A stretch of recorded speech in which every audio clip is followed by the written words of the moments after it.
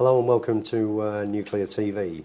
Today I've got with me Joe Flannagan from the NWDA. Welcome, Joe. Morning, Neil. Well, thanks for joining me today, Joe. One of the things I wanted to discuss with you today was a new development that we're working on, which is an organisation called Nuclear Network North and the model that we're looking at for that. I just really wanted us to explain to people why we're looking at that. It's something that you're involved with as the NWDA at the moment. Can you just give me a quick overview of what Nuclear Network North is? Yeah, I mean, it's really spun out of what the work we've been doing over the past probably 5 or 6 years with the NWDA. Here in the northwest, we've got a huge nuclear sector. It's very important to the region's economy, particularly up in West Cumbria. And I think we've done a very good job over the past few years, kind of pulling that all together and representing the interests of the region, both nationally and internationally. As you may know, the NWDA won't be around for that much longer. So that's right, and I think that's a bit of a concern for people in the nuclear industry as well. Yeah, so it's about, preserving that kind of legacy, really, and keeping something going. So we're just exploring some models at the moment about how we might do that. Okay, I mean, it sounds a great concept of actually trying to pull together, as I understand it, some of the major players and some of the smaller players in the nuclear industry in the north. Who are we talking to at the moment? Who are some of the supporters that we're hoping to get on board? And have we got any supporters on board at the minute? Yeah, well, I mean, we've got a sort of informal steering group of some of the major players. So we've got Urenco on board, Westinghouse, AMEC, National Nuclear Laboratory, Costain, National Skills Academy, and the folk up at Sellafield as well. Right, okay, so we've got quite a good mix. Yeah. And I think the key for us, certainly, is having, as Nuclear TV, looking at the industry as a whole. We've got all these skill sets in the north of the UK, and I know we stretch that boundary somewhat sometimes to include parts of Derby and Forge Masters and over into Wales. But generally in the north we've got some great skill sets here. And it's interesting to see that they're hoping to get involved in something like Nuclear Network North, where we maybe have one voice. And are we going to use this vehicle potentially? We could use this vehicle, I suppose, as one voice out on the world market, could we? Yeah, I mean, if you think of the work we've been doing, we work very closely with UK trade and investment and have done over the past few years. So we've sponsored like trade missions, to the States and Canada. Yeah. And we quite frequently host potential inward investors to the region, come around and look at what we've got. And we've had, a number of companies who have invested in the region as a result of what we've done. So I think, there's a great potential there, particularly when you look at, the nuclear industry as a whole at the moment. Yeah. It's on the cusp of a renaissance. It is, in terms of new build. But also, you've got to think about all those plants that were built in the sort of 60s and 70s. Yep. There's a huge decommissioning market as well. Yeah. I mean, and I think one of the things that feedback we've been getting from when we've been out on overseas trade missions is that some of the countries we've been to have felt like we've not been speaking with one voice. Excuse me. We've been out there talking as separate companies about what skills we've got and what we can offer. I guess it would be nice to see an area of the UK out in the world market talking as one voice as to what we can offer.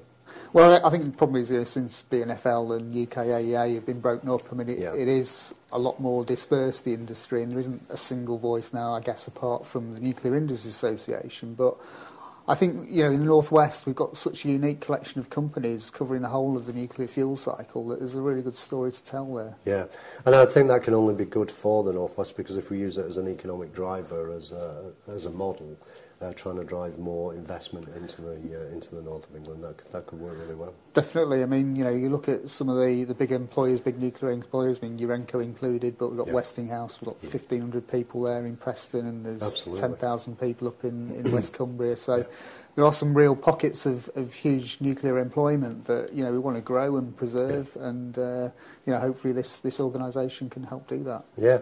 I mean, we touched on the NIA just a minute ago. I mean, they do a great job of lobbying Parliament, obviously, on behalf of the whole of the nuclear industry, straight through the UK.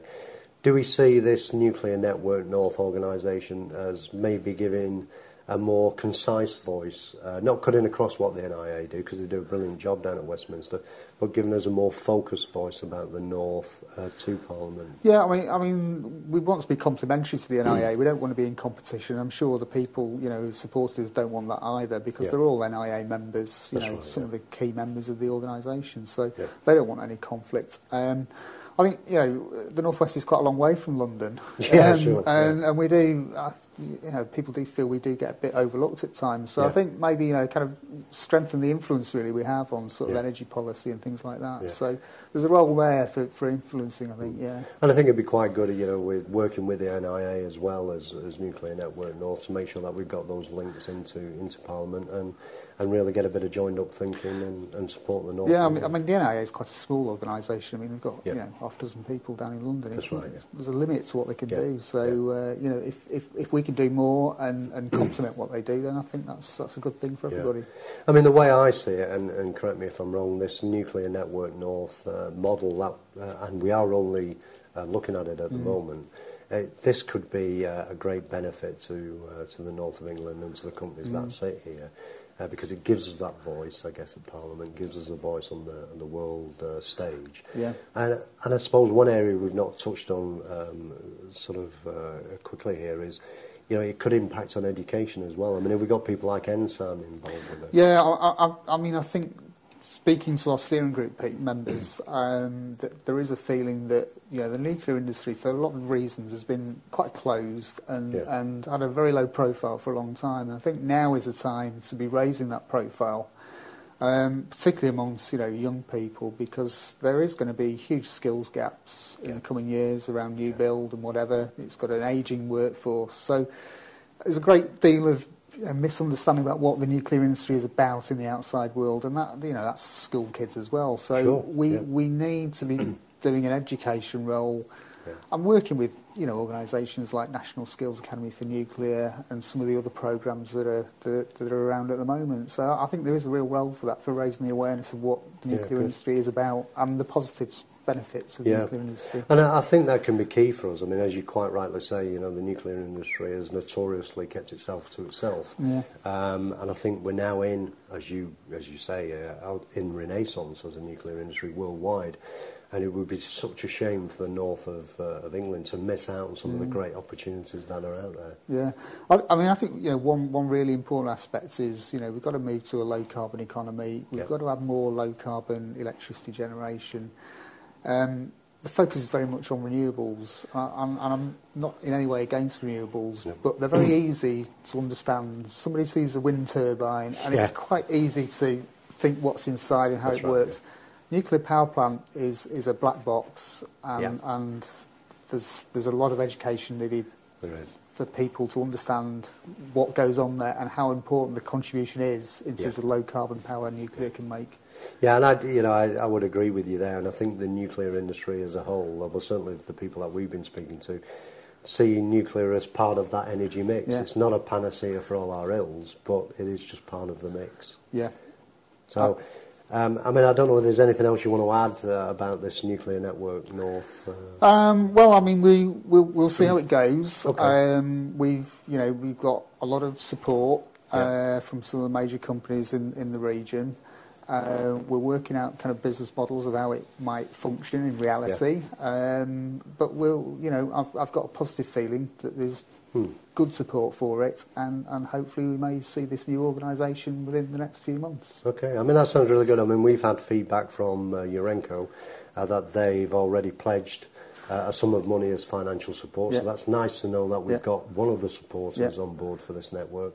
And obviously we can discuss that with other members of the team. Yeah, well, I mean, these things won't fly without some funding behind them. So, we're really grateful for Urenco's pledge, and we'll take that and talk to other people about getting more support for the Nuclear Network North. Okay, thank you. Well, thank you very much for joining me today, Joe. Right. And we'll keep in touch, and we'll keep on broadcasting how we're going on with Nuclear Network North. Okay.